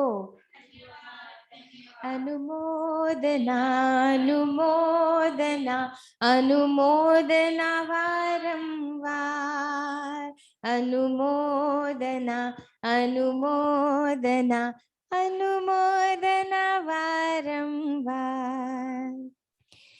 तप की छाई बहार, तप है जीवन श्रृंगार। देखो तपस्या करने का अवसर आ गया। तप की छाई बहार, तप है जीवन श्रृंगार। देखो तपस्या करने का अवसर आ गया। त्याग तपस्या करो, भाव मन में भरो। त्याग तपस्या करो, भाव मन में भरो। झोली भरने का अवसर लो फिर आ गया। तप की छाई बहार, तप है जीवन श्रृंगार। तपस्या करने का देखो अवसर आ गया। मिला मानव जन्म, काटे अपने कर्म। तप की राहों में अपने बढ़ा लो कदम। मिला मानव जन्म, काटे अपने कर्म। तप की राहों में अपने बढ़ा लो कदम। भव सागर तरो, मुक्ति पथ को वरो। पाप कर्मों को धोने का वक्त आ गया। तप की छाई बहार, तप है जीवन श्रृंगार। तपस्या करने का देखो अवसर आ गया। लगी तप की लगन, कर लो तप में रमन। भाव शुद्धि से खिलता है आत्म गगन। लगी तप की लगन, कर लो तप में रमन। भाव शुद्धि से खिलता है आत्म गगन। करते उनको नमन जो रहते तप में मगन। आज श्री संघ में तप का रंग छा गया। तप की छाई बहार, तप है जीवन श्रृंगार। तपस्या करने का देखो अवसर आ गया। ज्ञान करुणा का सागर गुरु है साक्षात। उनके चरणों में तपस्या से होता उद्धार। ज्ञान करुणा के सागर गुरु है साक्षात। उनके चरणों में तपस्या से होता उद्धार। छोड़कर सारा भार, आत्म पंख पसार। छोड़कर सारा भार, आत्म पंख पसार। ऊंचे उड़ने का देखो अवसर आ गया। तप की छाई बहार, तप है जीवन श्रृंगार। तपस्या करने का देखो अवसर आ गया। त्याग तपस्या करो, भाव मन में भरो, झोली भरने का देखो अवसर आ गया। तपस्या करने का देखो अवसर आ गया। पाप कर्मों को धोने का वक्त आ गया। ऊंचे उड़ने का देखो अवसर आ गया। बड़ा कठिन है छोड़ना ये रसना का स्वाद, बड़ा कठिन है छोड़ना ये रसना का स्वाद। ऐसे सभी तपस्वियों को हमारा खूब खूब धन्यवाद। अनुमोदना अनुमोदना अनुमोदना। शाम को चालू कर। जब भी कभी तप की बात आती है, त्याग की बात आती है, प्रभु के साथ में अपना संबंध कायम करने की बात आ जाती है, कोई दीक्षा की बात आती है, तो मुझे बहुत खुशी होती है। मुझे बेहद खुशी होती है कि बस एक व्यक्ति अपनी छोटी सीमाओं को, छोटी सीमा से अलग होता है। अपनी इच्छा की जो एक तरह से इच्छा की जो पकड़ है, उसका जो बंधन है, उसने जो अपने आप को सीमा में बांध कर रखा, उसको मुक्त होने का मार्ग मिल रहा है। और मैं एक बात कहना चाहती हूँ कि दुनिया में अगर किसी के पास एक मकान है और किसी के पास दूसरा मकान हो जाए, तो आमतौर पर सभी लोगों के मन में क्या हो जाता है? ईर्ष्या आती, ईर्ष्या आती। उसके पास तो मुझे वो दूसरा मकान, एक के पास में संपत्ति जितनी है उससे अगर अधिक संपत्ति हो जाए, 10-20 और ज्यादा बढ़ जाए, तो दूसरों के मन में क्या होता है? उसके पास तो मेरे पास नहीं। तो बाहर की दुनिया का वो जो द्वेष है, वो एक दूसरे की अच्छाइयों को देख करके उसकी अच्छाइयों के प्रति मन में प्रसन्नता या अहोभाव नहीं आता, परंतु किसी की तपश्चर्या सुन करके, किसी को 3 उपवास, किसी को 5 उपवास, किसी को 25 उपवास, किसी को 26 उपवास, किसी को मास का मन, और हमें क्या होता है अंदर में? किसी अच्छे सद्गुणियों को सुन करके हमारे मन में क्या होता है? दुर्भावना आती है, द्वेष आता है, क्या होता है? बस सद्गुणों की यही खूबी है, सद्गुणों की यही सुगंध है, सद्गुणों की यही करामात है, सद्गुणों का यही चमत्कार है कि जितने जितने सद्गुणी होते चले जाओगे, अनंत तीर्थंकर हो चुके हैं, अनंत साधक हो चुके हैं, अनंत केवल ज्ञानी हो चुके हैं, अनंत लोगों ने अपना आत्म कल्याण किया है। तो हम सबको क्या करते हैं? श्रद्धा पूर्वक, और हमें भी उस मार्ग पर चलने का अवसर मिल जाए, ऐसी हम प्रार्थना करते, द्वेष नहीं करते, ईर्ष्या नहीं करते हैं। वहां ईर्ष्या नहीं होती, सद्गुणों के प्रति ईर्ष्या नहीं होती। जो अच्छी चीजें हैं उसके द्वेष न होकर के, ईर्ष्या न होकर के उसके प्रति सम्मान होता है, और उस रास्ते पर चलने के लिए भगवान से प्रार्थना होती है। तो बस इस सुंदर तप का ये अवसर है, और ऐसे तप के अवसर पर अपने से जो हो सकता है अपना करना है, और जो करते हैं उनकी जहाँ भी किसी भी प्रकार की सेवा करने का कोई मौका मिल जाए, उनकी गुणानुवाद करने का कोई मौका मिल जाए, तो अपना वो मौका छोड़ना नहीं है। उसको खुशी देना है, उसको सम्मान देना है, उसको प्रेम देना है, उसको आदर करना है। ये अनुमोदन भी महान पुण्य का कारण है, ध्यान रख लेना। कल का दिन पर्युषण,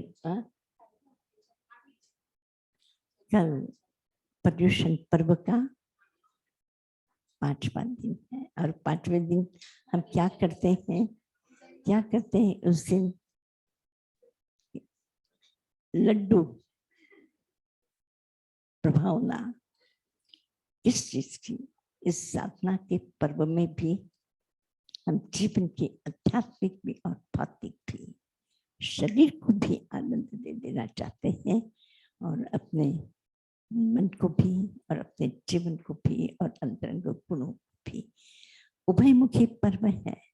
इन तमाम इस पूरे वर्ष भर में कोई कुछ है, कुछ है, कुछ है, लेकिन ये पर्युषण पर्व का जो 8वां दिन है वो अत्यंत विलक्षण पर्व है, बेहद विलक्षण पर्व है। इस विलक्षण पर्व में तप की आराधना, साधना की आराधना, अध्यात्म की चर्चा, शास्त्र वाचन और उसी दिन क्यों कि जिस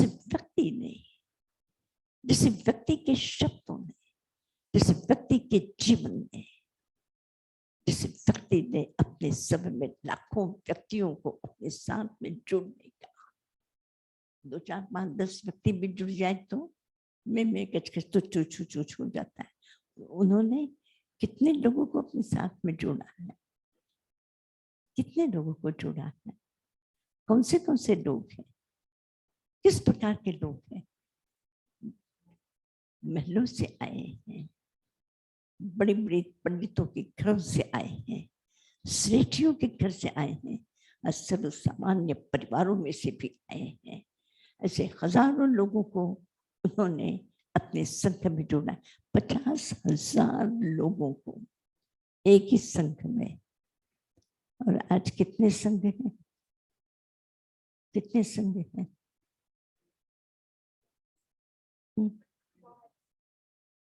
गिनती भी नहीं है। इस संप्रदाय के, उस संप्रदाय के, ये आचार्य के, 2, 4, 5, 5, 7, 10, 15, 20, थोड़े। और महावीर के धर्म संघ में 36,000 साथियां और साधु 14,000 साधु, 50,000 लोगों को जिन्होंने अपने जीवन काल में ऐसे ही जुड़ता है कोई, ऐसे ही जुड़ता है कोई। किसी को भी दीक्षा लेनी हो ऐसे ही ले लेता है। राज परिवारों में से आकर के भी उनके शब्दों के साथ में सहमत होकर के उनके मार्ग पर चलने के लिए सृष्टि पुत्रों ने भी आकर के अपना जीवन समर्पित कर दिया है और आज भी कर रहे हैं। ऐसा नहीं है, हजारों वर्षों के बाद में भी, हजारों वर्षों के बाद में भी आज भी हाईली एजुकेटेड, अभी एक डॉक्टर हुई है लड़की, उसका नाम, उसने दीक्षा ली। मतलब एक तरह से पढ़े लिखे लोग भी दीक्षित हो रहे हैं, संपन्न परिवारों के लोग दीक्षित हो रहे हैं। ये 2500 वर्ष की परंपरा की खूबी है, महावीर का वो दिव्य तेज है कि जो आज की इस दुनिया में भी वह प्रकाश दे रहा है। वो दिया आज भी प्रज्वलित है, आज भी दिया प्रज्वलित है। हाईली एजुकेटेड, संपन्न परिवार से, सुशिक्षित परिवारों में से आज भी लड़कियां, परिवार के लड़के निकल रहे हैं।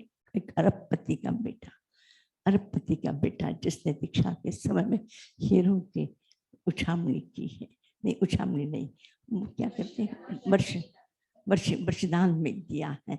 एक ऐसे लड़के जिन्होंने परिवार में सब कुछ होते हुए भी छोड़ा है आज भी, तो आज की दुनिया में भी।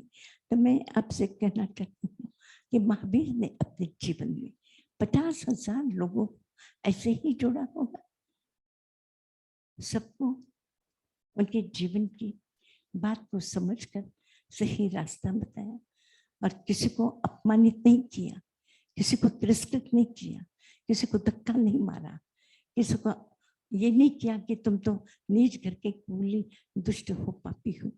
सबको गौतम को भी प्रेम दिया, सुदर्शन को भी प्रेम दिया, अर्जुन मालिक को भी दिया, जो भी आया सबको सबको सबको।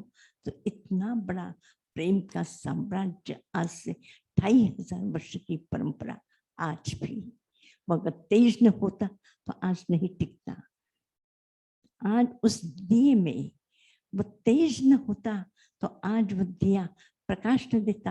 हजारों लोग बैठे उनके शब्दों के साथ अपने जीवन को समर्पित करने के लिए बैठे हैं, ऐसे ही नहीं बैठे। उन शब्दों में आज भी वह ताकत है कि जिस ताकत के बल पर आज आज भी समाज उस रास्ते पर चलने के लिए उत्सुक है। मैं बस आप सब लोगों के लिए कहूंगी कि कल का दिन कौन सा दिन है? महावीर, यानी वो एक विचित्र है। कल मैं बात करूंगी कि क्यों कल महावीर जन्म कल्याणक है। महावीर जन्म कल्याणक मतलब जन्मोत्सव नहीं है। कल का दिन क्या है? जन्म कल्याणक का दिन है।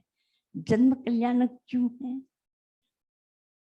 उसकी बात थोड़ी लंबी है, मैं कल करूंगी कि जन्म कल्याणक का 5वां दिन पर्युषण के दिनों में आता है, तो कल अपनी बात करेंगे उसकी। आज बस मैं यही कहूंगी कि कल के दिन उत्सवपूर्ण दिन, आनंदपूर्ण दिन, हमें जो भी कुछ करना है, जिसको गाना है वो गा सकेंगे, जिनको डांस करना है वो डांस कर लेंगे, जिसको गरबा करने का मन हो वो गरबा कर लेंगे। महावीर के जीवन की जन्म कल्याण की सूचना इस दुनिया में अगर हमें इतना प्रेम पूर्ण संदेश जिस दिन मिला है, बस उस दिन हमारे लिए इस पृथ्वी के लिए आनंद पूर्ण रहा होगा। उसी आनंद की स्मृति में आज भी हम आनंदोत्सव मनाएंगे कल सुबह 9 बजे के बाद, 10 बजे के बाद में।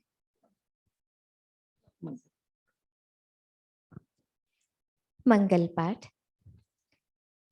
शाम को पुनः 6:30 बजे ट्रेडिशनल प्रवचन, सत्वेषु मैत्रिम भाव प्रतिक्रमण और उसके बाद भजन 6:30 से 7:45। नमक मंगल पाठ। नमो अरहंताणं नमो सिद्धाणं नमो आयर्याणं नमो वज्रायाणं नमो लोये सवसाहूणं एसो पंच नमोकारो सब पावपणासनो। खाली ताइमा को दिखाओ। मंगलाणं च सव्येसिं पढ़मं हवै मंगलम। गुरुदेव की आज्ञा चत्तारि मंगलम। अरहंता मंगलम सिद्धा मंगलम साहु मंगलम केवली पन्नतो धम्मो मंगलम। चत्तारि लोग उत्तमा अरहंता लोग उत्तमा सिद्धा लोग उत्तमा साहु लोग उत्तमा केवली पन्नतो धम्मो लोग उत्तमो। सब साथ बोलेंगे। चत्तारि शरणं पवज्जामि अरहन्ते शरणं पवज्जामि सिद्धे शरणं पवज्जामि साहु शरणं पवज्जामि केवली पन्नतं धम्मं शरणं पवज्जामि।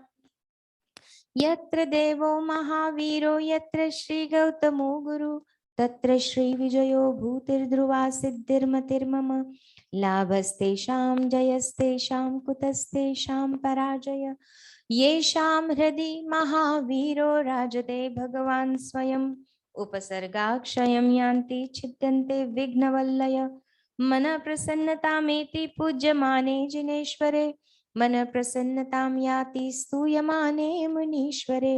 अंगुष्ठे अमृतवसे लब्धितृणा भंडार श्री गुरु गौतम समरिये मन वांछित फलदातार। भावे भावना भाविये भावे दीजे दान भावे धर्म आराधिये भावे केवल ज्ञान भावे जिनवर वंदिये पावे सौख्य निधान। ओम शांति शांति शांति। कल का जो विशेष करके कल्पसूत्र का वाचन होगा। कल्पसूत्र 32 आगमों में नहीं है, परंतु आचार्य भद्रबाहु जिनकी ये महान कृति है और जितना सम्मान और ग्रंथों को मिला है उससे कई गुना अधिक इस कल्पसूत्र को सम्मान प्राप्त हुआ है। महत्वपूर्ण ग्रंथ है। कल हम उसका पूरा वाचन नहीं करेंगे, लेकिन एक थोड़ा सा भाग जिसमें भगवान का जन्म हुआ है, उस जन्म की जो सूचना उस माँ की ममता से, ममता की गोद में उस पुत्र का जो जन्म हुआ है, बस उतना ही वाचन कल होगा। और जो स्वप्न है, स्वप्न दर्शन, तो वे जो 14 स्वप्न है, 14-16 जो स्वप्न है, उन स्वप्नों के संबंध में थोड़ी सी चर्चा करेंगे और उसका भी दर्शन करेंगे। तो जितने अधिक से अधिक बन सकते हैं कल के इस भाग को अवश्य देखें, सुने। मंगलमय शब्द है ये, कल्याणमय शब्द है। और लोगों की अभी तक के जितने भी ग्रंथ हैं उनमें अधिक से अधिक कॉपियां, प्राचीन कॉपियां अगर कोई प्रकाशित लिखी हुई है तो मात्र कल्पसूत्र की, और स्वर्ण अक्षर में, सोने के अक्षरों में, एक एक अक्षर सोने के अक्षरों में ताड़पत्र पर लिखी हुई अनेक कॉपियां उपलब्ध हैं। आज प्राचीन ग्रंथ भंडारों में अपने पास में भी कुछ प्रश्न है, तो एक तरह से महत्वपूर्ण यह ग्रंथ है। इस ग्रंथ के कुछ शब्द, उन शब्दों का श्रवण वो भी हमारे लिए मंगलमय है।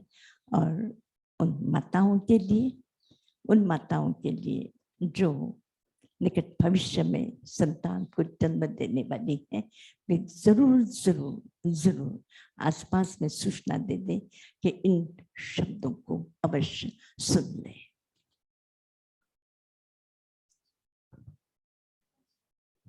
वंदना।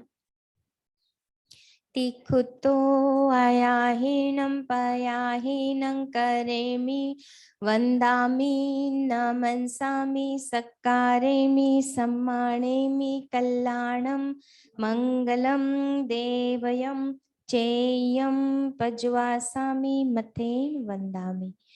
तिखुतो आयाहीनं पयाहीनं करेमि, वन्दामि न मनसामि, सक्कारेमि सम्मानेमि, कल्याणं मङ्गलं देवयं चेयं पज्वासामि, मतेन वन्दामि।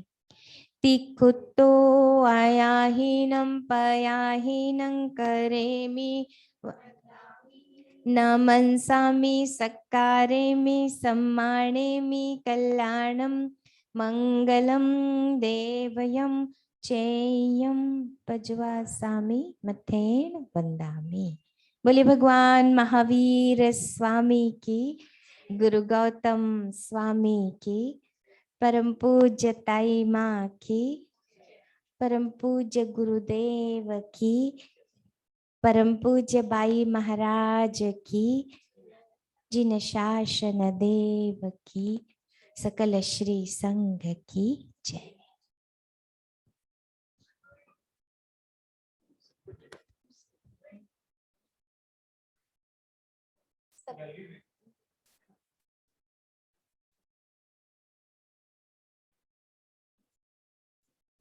आशीर्वाद देते हैं।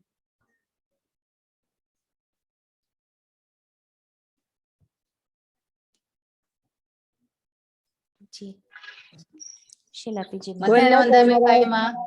रीटा बेन है,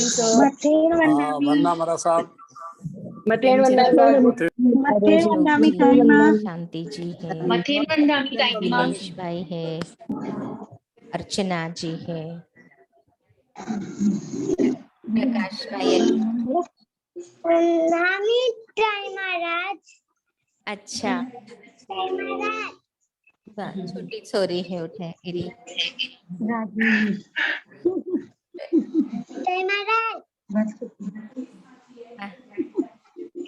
रागिनी है, सातामा एकदम सातामा, तू पण सातामा रे जे, तू पण सातामा रे। मम्मी ने हैरान नहीं करती।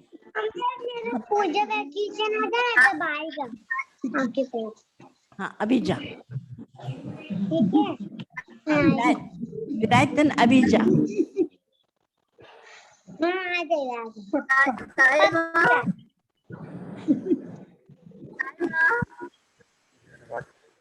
जी हाँ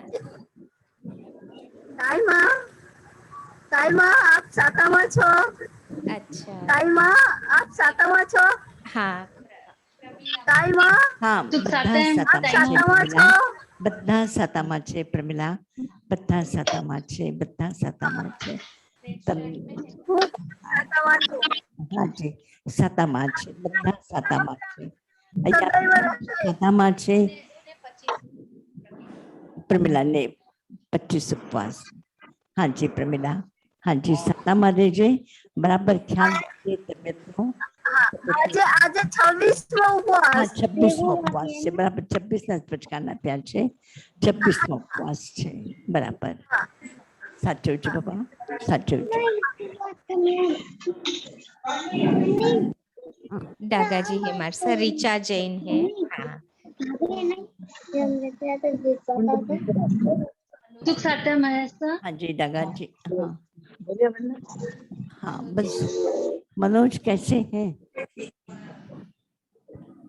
हाँ ठीक है बाप जी ठीक है मनोज हाँ बस ठीक हाँ कल आ गया रात को घर पे वाओ हाँ हाँ आ गया ठीक हो गया उसका हरण्या का भी था तो वो भी हो गया बिल्कुल और वो भी हो गया ऑपरेशन भी ऑपरेशन हो गया उसका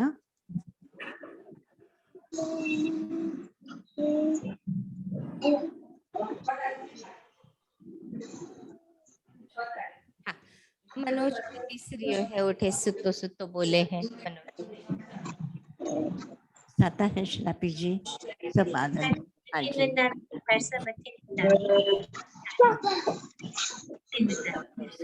हाँ जी